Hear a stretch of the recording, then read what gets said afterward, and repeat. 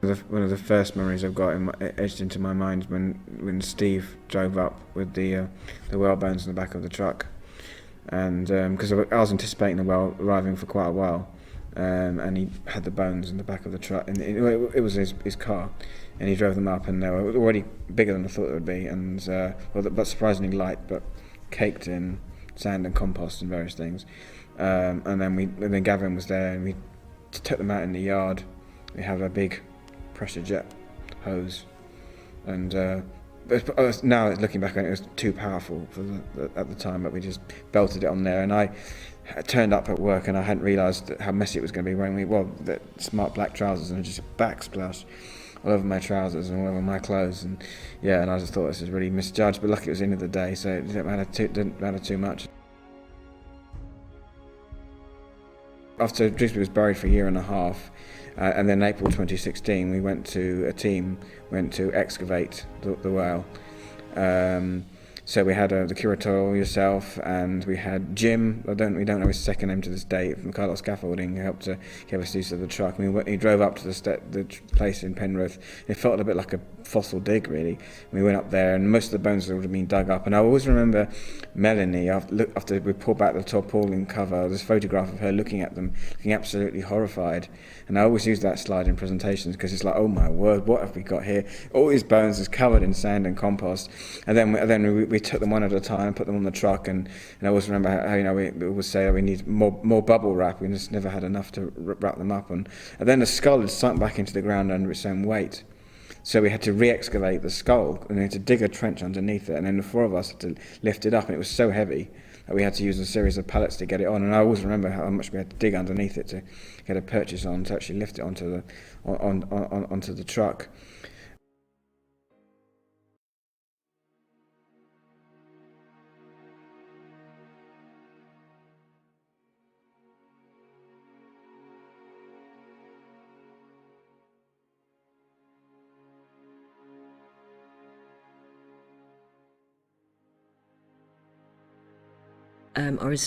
I haven't worked at Tullie for very long, and I was very excited because there was this whale coming, and I'd heard all about it being found, and then it arrived having been dug up on a big lorry, and then it was put in the garden outside of Herbert Atkinson House where I work.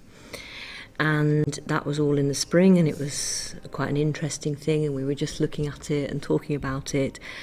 And then Simon began this process of cleaning the whale bones, and some of them were trickier to clean than others. So he came up with this system of having a big tank filled with salty water, and he put the bones in there, and he told me it was because it would make the bacteria that was still in the bones eat the rest of the flesh and all of the stuff in the bones to make them really clean, ready to be exhibited.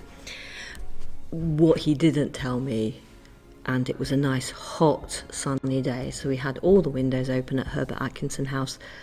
What he didn't say was how smelly it was going to be, and when he took them out of the tank, the smell was excruciatingly horrible, so that everybody in the office felt sick. So we shut the windows, and even with the windows shut, we were still kept feeling sick and balking, and in fact we all went home early.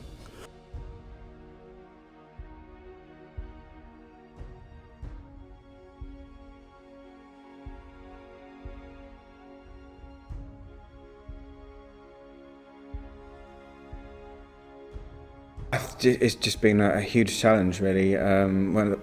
Just trying to work out how to fit it on the wall. I've spent many days starting originally with cutting things out and then articulating them, and it was like, oh, why don't you do it digitally? And I thought, yes, that will make a lot more sense.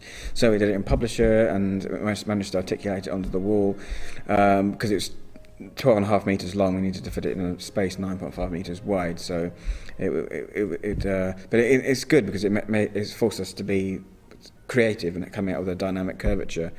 But then we needed to think about actually, we can't have the skull vertically because it would damage it, and we needed to make it realistic. So it was a real headache, I think, trying to work out how to fit it on the wall. But I'm glad now to see that it all fits on just about.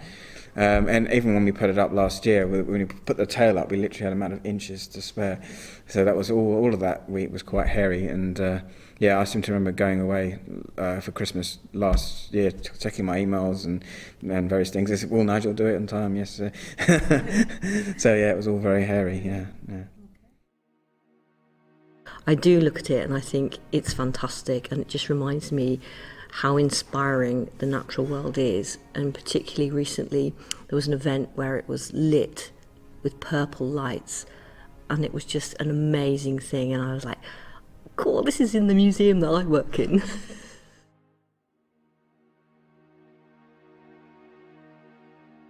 What particularly makes me happy is when I see other people looking at it. I mean, it's great when I sort of look at it and see it and it's wow, and it's a real achievement that it's up there, and it makes me very proud that I could be part of this project.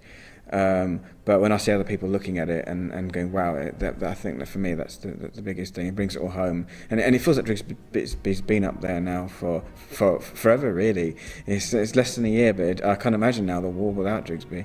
It just seems to become part of it now.